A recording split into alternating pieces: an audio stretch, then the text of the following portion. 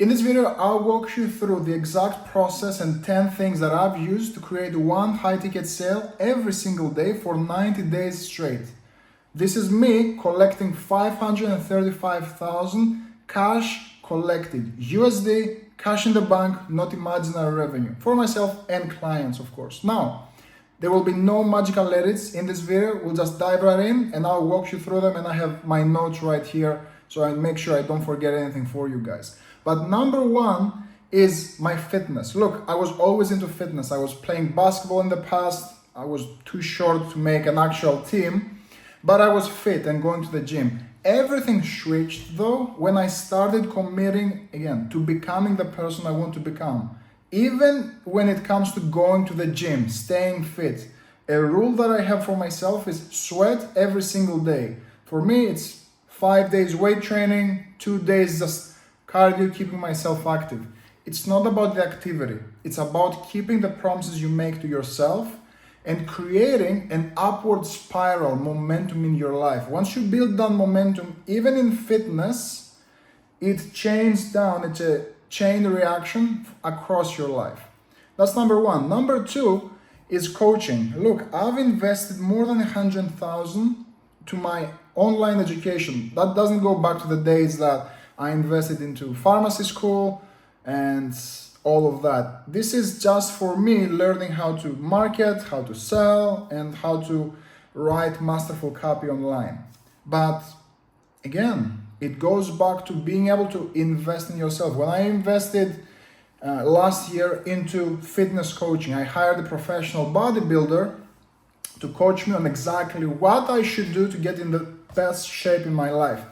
And there is something magical that happens when you commit to a process and you're getting directions along the way.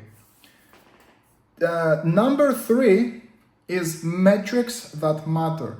There are so many metrics to measure out there. It's how many leads you're talking to, how many leads show up to the call, how many leads don't show up to the call, cost per acquisition, cost per lead. How many do you measure?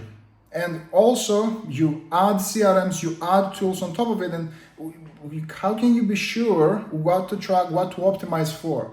So about 3 months, 4 months ago, I scraped everything and I just focused on one metric, and that's daily offers. That's an easy number to know that you're talking to enough qualified people and you're presenting your offers, you're presenting your products.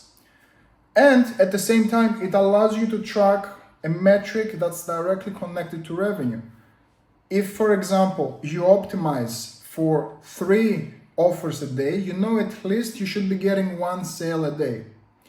So that makes it very easy. If you're presenting to 3 people and you're getting no sales, you need to work on your sales skills.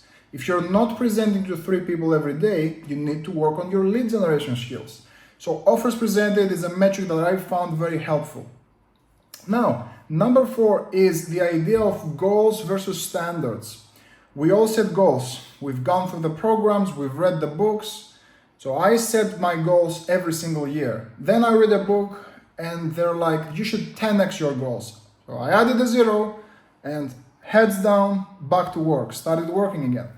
Not much happened. Then I go to another guru and they're like, well, you should focus on more measurable goals, more specific goals, goals that you can actually achieve so you don't get disappointed. Then I go and I lower my goals and I try to catch up to that goals. Didn't work either. Everything switched for me when I stopped caring about necessarily big goals and started focusing on daily standards. What can I do today? What are the moves? What are the actions? What are the beliefs I need to install to move the needle every single day? When I focused on my daily standards and committing to my daily standards, everything changed, because these are lead indicators, not lag indicators. These are things that I know if I work on them, I will get sales, I will improve. Number 5.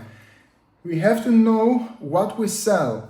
And I have in my notes here, we're not selling offers. We're not selling benefits. We are selling change. You can have the best sales pitch in the world, but If the person you're selling to hasn't committed to change truly in their heart, they'll never buy. Look, everyone has, if you know my system, if you know my methodology, you know everyone has a hell, a present reality with problems. Everyone has a heaven, an ideal world that they aspire to go into, and also everyone has a ladder. The ladder is the current plan that they want to climb to take them from hell to heaven. If we don't get them to accept that their current ladder, the vehicle that they're using to go from hell to heaven, will not get them as fast as they want to into heaven, they will never buy. This is what we have to get them to accept: change. If we sell them change, then it's much easier for us to be able to essentially they will naturally buy our products and services, because we are the people that got them to commit to change. Now, number 6 is who versus how.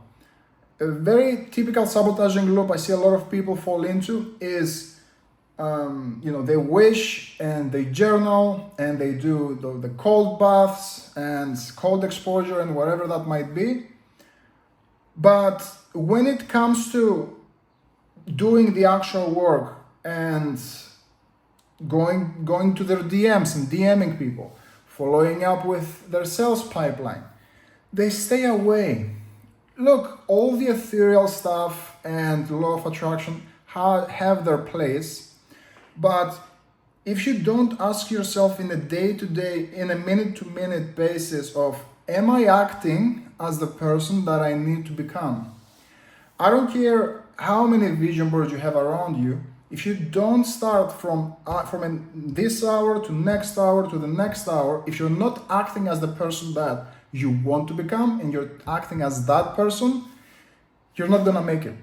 This is how the evolution process happens. It's by committing to act as the person that you want to become.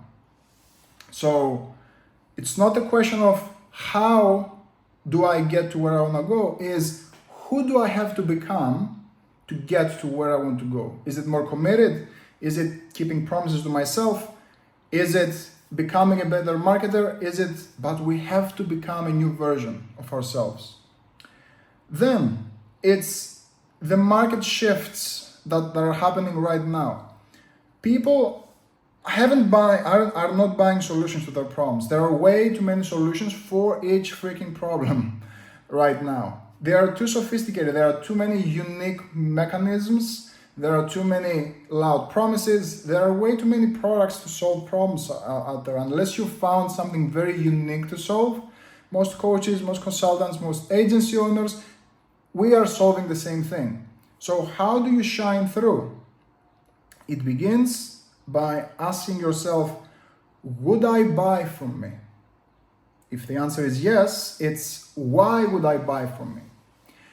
There's a certain level of congruency and certainty that you transmit to the prospect when you know that you're gonna deliver results to them, and the moment that they buy your offers, they're gonna get an actual outcome.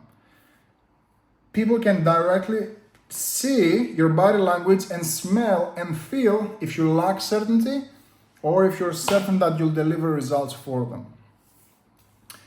Number 8 is no sales calls. The other harsh reality in today's marketplace is some of your best prospects won't jump on a sales call with you. They just won't. They know that they're gonna be hard sold and they hold back, waiting for the day this becomes a really urgent thing for them to join a call. Because they've heard the scripts, they've had the objection handlers, and they don't want to be pressured into buying. Well, that's where I started giving people options to buy through the DMs, through emails. Now I've coached many clients to close sales via DMs, essentially compressing the sales call into a DM conversation. So we do the exact same process, but we compress the conversation through the stealth DMs approach. And we're able to sell high ticket. Like, this is literally how I'm selling daily right now and making one high ticket sale every single day. It's through the DMs, like 99% of them. So try to get to sell to people in a way that they want to buy. Number 9, it's the sales ecosystem. Look, if anyone and everyone bought and at the same time that they joined the call, meaning they bought as a one call close, everyone would be, like everyone selling something would be billionaires, right? It's not the case. And if someone out there is pushing the agenda of you should be only one call closing, I don't have good news for you, because you're gonna be leaving a lot of people, you're gonna be leaving a lot of sales on the table, and you're gonna be burning a lot of good relationships. People, especially as we're expanding and we're reaching new audiences, they are skeptical. They don't know you, and they just won't buy on the same call. About 10% of people are ready to buy right now, 10% of people will never buy from you, and there's an 80% that's on the fence, and with the right questions, you can get a good, and with the right sales process, you can get a good chunk to buy from you. But there are some people who they're looking for more certainty. They're looking to see case studies. They will need a second call, and the timing might not be the best for them. This is where you need a sales ecosystem. What most people are teaching out there is you should be one call closing, you should pressure them, you should create urgency. Yeah, that approach isn't necessarily valid when it comes to pressuring people. We can create urgency to get them to buy, but at the same time, it's much more useful for your long-term long-term growth of your business to create a sales ecosystem. Have the right mechanisms, have the right scripting, have the right templates to nurture your prospects with the right structure as you're positioning yourself in the marketplace and as you're posting daily, to nurture them, to create that trust, to portray yourself as a trusted authority. So you don't have to just hard close people, but instead people are coming to you to buy, asking for the buy link and the details. And number 10, and as we're wrapping up, this is a big one, it's the intent.